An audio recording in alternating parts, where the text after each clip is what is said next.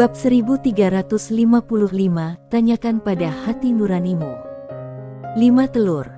Di depan konter, Candy berjalan ke samping dengan gembira sambil memegang 5 butir telur. Dia duduk di lantai, menarik napas dalam-dalam, dan bergumam, "Kaisar Agung memberkatiku. Kaisar Agung memberkatiku. Kaisar Agung memberkatiku." Sambil berbicara, dia segera membuka segel kelima telur itu. Telur itu pecah, dan 2 kepala anjing muncul terlebih dahulu, sambil menatap kosong ke sekelilingnya. Berikutnya terdengar 3 kepala ayam yang berkicau. Tidak ada satupun dari mereka yang menjadi pemimpin. Candy terkulai ke lantai, darah di wajahnya tampak terkuras abis, wajahnya sepucat kertas, dan seluruh tubuhnya gemetar. Bagaimana mungkin Tuhan begini, mengapa begitu jahat pada aku? Sebagian orang di lapangan melihatnya dalam keadaan gila seperti itu, sebagian merasa iba, sebagian bersimpati kepadanya, dan sebagian lagi menertawakannya. Sander Ye melirik Candy, menggelengkan kepalanya sedikit, berbalik dan berjalan pergi. Dia datang ke salah satu konter, membeli peta, lalu berbalik dan pergi. Pada saat ini, Candy tiba-tiba berdiri dan berlari ke seorang pemuda, meraih tangannya, dan berkata dengan antusias, "Ternyata Saudara Yue. Saudara Yue, bisakah kamu meminjamkanku 30 kristal peri? Aku akan mengembalikannya dalam beberapa hari ketika orang tuaku mengirimiku biaya hidup nanti." Ketika pemuda itu melihat bahwa itu adalah Candy, dia melambaikan tangannya sebagai tanda menolak, seakan-akan dia baru saja melihat wabah. Melihat penolakan pemuda itu, Candy tiba-tiba menjadi marah dan malu. "Dulu kita bersaudara, tetapi sekarang kamu tidak mau meminjamkanku bahkan 30 kristal peri.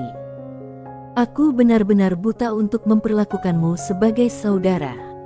Pemuda itu tidak membuang waktu berbicara dengannya dan menjauhinya.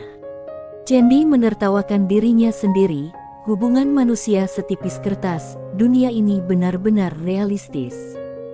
Saat dia berbicara, dia tiba-tiba melihat Sander Ye. Melihat Sander Ye, matanya tiba-tiba berbinar. Dia bergegas ke Sander Ye dengan senyum seperti bunga krisan di wajahnya. "Saudara, kita bertemu lagi. Ini takdir. Bisakah kamu meminjamkanku 50 kristal peri?"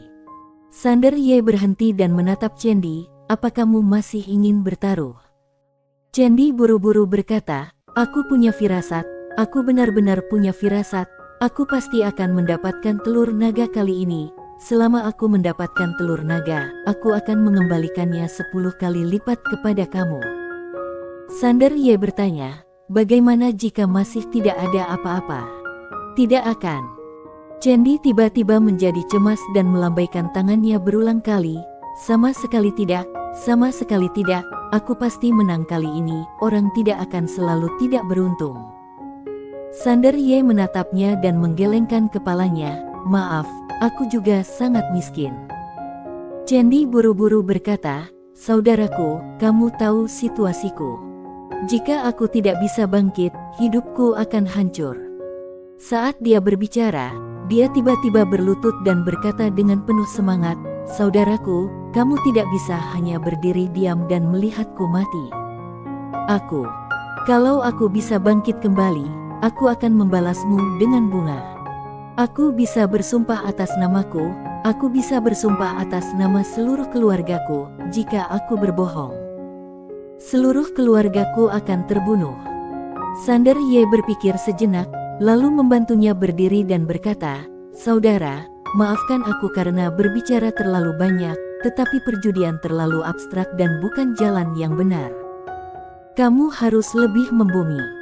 Jika kamu benar-benar ingin membuka lembaran baru dan berhenti terlibat dalam perjudian, aku dapat memberi kamu beberapa petunjuk tentang kultivasi. Ajari aku." Melihat Sander Ye tidak berniat meminjamkan uang, ekspresi Candy berubah 180 derajat dalam sekejap.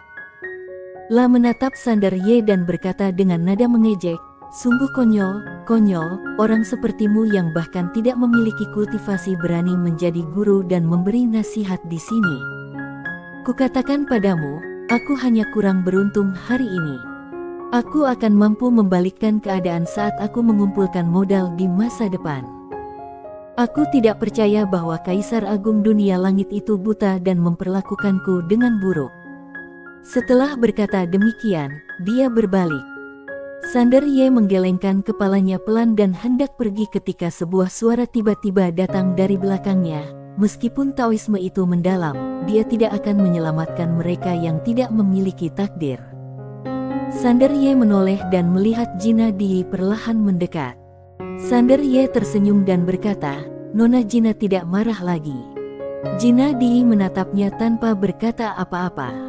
Sander Ye tidak banyak bicara. Dia berjalan keluar dan tiba di sebuah konter. Setelah menyerahkan 10 kristal kaisar, dia dibawa ke portal teleportasi oleh seorang lelaki tua.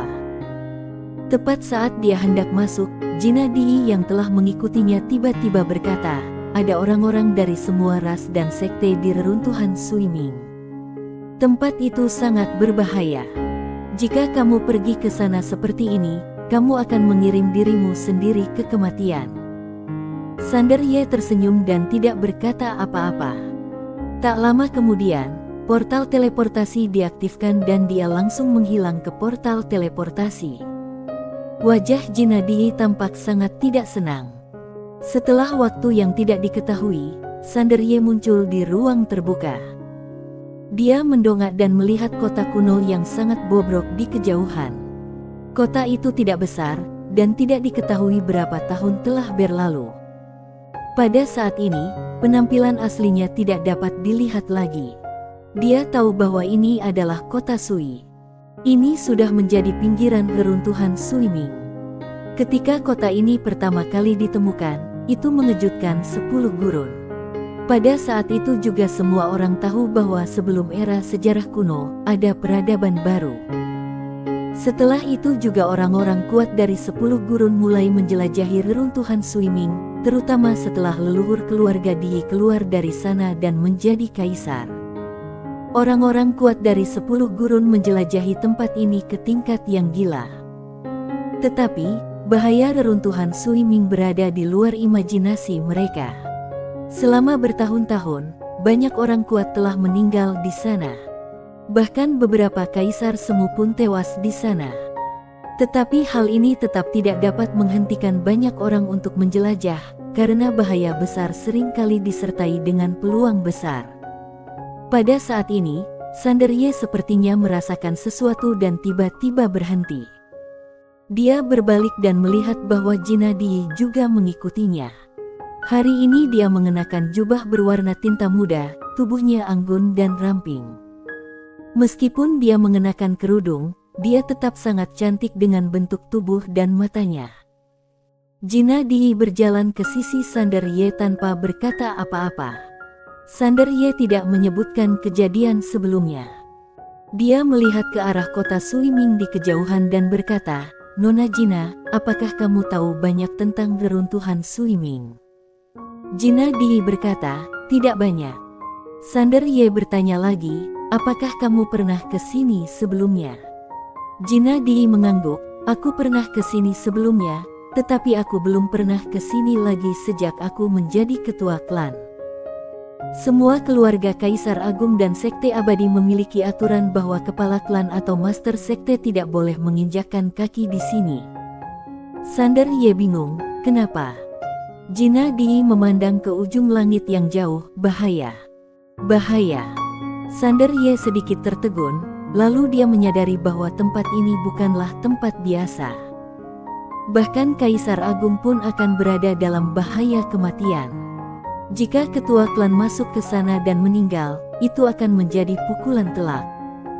Hal ini juga membuatnya sangat penasaran. Dia telah mencapai level Kaisar Agung dan tahu betapa mengerikannya kekuatan Kaisar Agung. Dapat dikatakan bahwa hanya orang-orang di keluarganya yang dapat mengendalikannya, tetapi selain dari orang-orang di keluarganya, dia hampir tak terkalahkan. Setidaknya, di alam semesta yang dikenal ini, dia benar-benar tak terkalahkan. Pada saat ini, dia tiba-tiba teringat kata-kata Kaisar Agung Yuamo. Ketika seseorang menjadi tak terkalahkan, ia pasti akan memiliki keinginan baru dan ingin melangkah lebih jauh. Jika ia ingin melangkah lebih jauh, ia pasti akan menjelajahi tempat-tempat yang berbahaya baginya. Termasuk dia.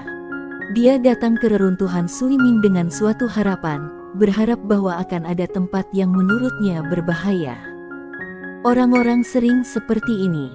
Ketika kamu tidak punya uang, ide kamu sangat sederhana, yaitu menghasilkan lebih banyak uang untuk membayar hipotek dan pinjaman mobil. Tetapi ketika kamu punya lebih banyak uang, kamu akan punya lebih banyak ide, seperti mencuci kaki, menyentuh, dan bernyanyi. Kalau saja aku punya uang lebih, aku ingin melakukan sesuatu yang lebih menarik, seperti membentuk grup tari.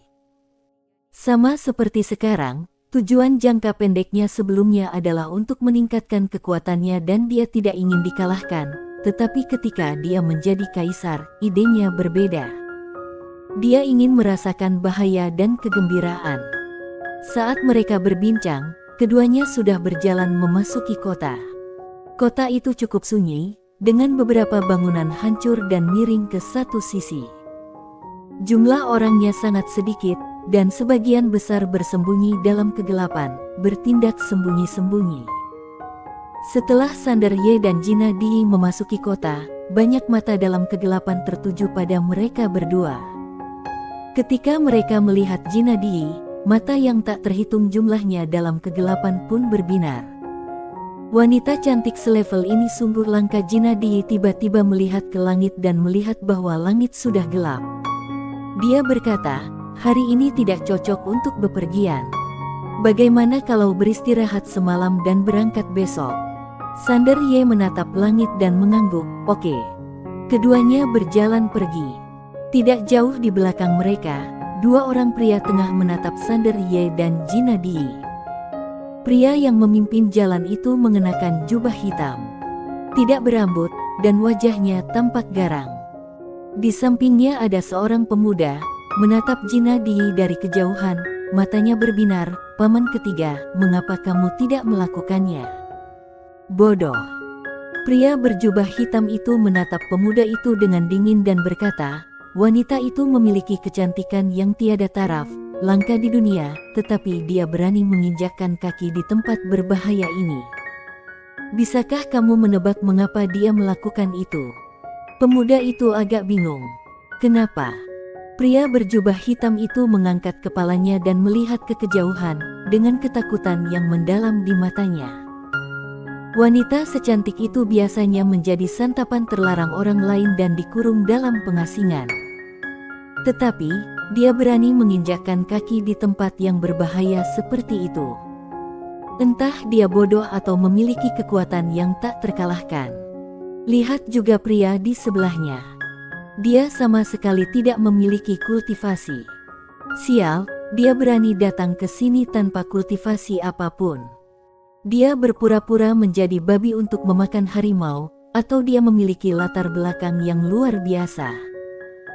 Sambil berbicara, dia menatap anak laki-laki di sampingnya dan berkata, ingat, di era ini, meskipun kamu bandit, kamu harus belajar menggunakan otakmu.